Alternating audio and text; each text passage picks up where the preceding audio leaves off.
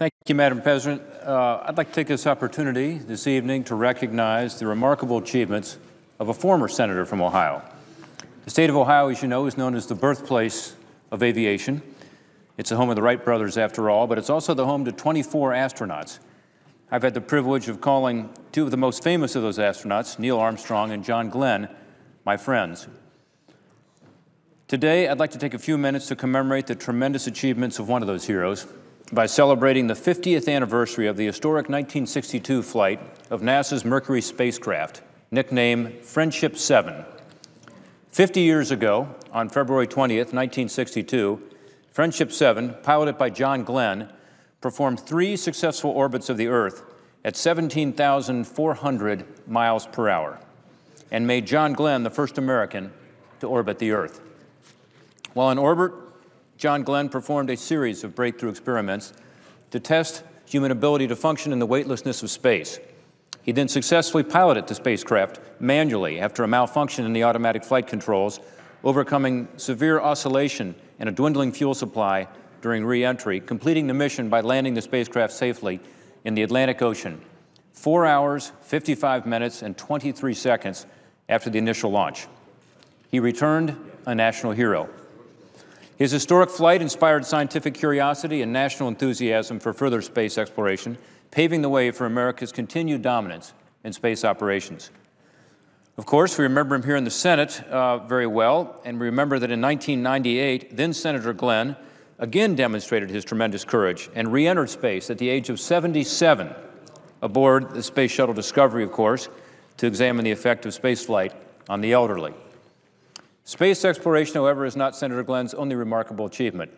He set the transcontinental speed record in 1957 for the first flight to average supersonic speed, flying at an average speed of 723 miles per hour from Los Angeles to New York. In addition to these contributions to scientific exploration and NASA, John Glenn gave 23 years of service to the Marine Corps. He's a veteran of 2 wars. He flew 149 combat missions. He was awarded the Distinguished Flying Cross 5 times, and he retired as a colonel in 1965. 10 years later, he began a career in the United States Senate, contributing 24 years of service to the Senate from the state of Ohio from 1975 until 1999. In 1998, the John Glenn Institute for Public Service and Public Policy at The Ohio State University was created, and Senator Glenn became an adjunct professor at Ohio State School of Public Policy and Management. Then, in 2006, the John Glenn Institute merged with the School of Public Policy and Management to form the John Glenn School of Public Affairs at The Ohio State University, which prepares future generations of public servants. I've had the privilege of co-teaching 4 classes at the Glenn School prior to coming to the Senate, and I still have the honor of serving on the Board of Advisors of the Glenn School, along with Senator Glenn and his incredible wife, Annie. She has been a tremendous partner for Senator Glenn through all of these experiences we're talking about tonight. Senator Glenn's achievements have paved the way for future generations to follow in his footsteps by continuing to make the United States a global leader in science, technology, and education. So, on the 50th anniversary, we commend Senator John Glenn on the historic and successful 1962 flight above NASA spacecraft Friendship 7.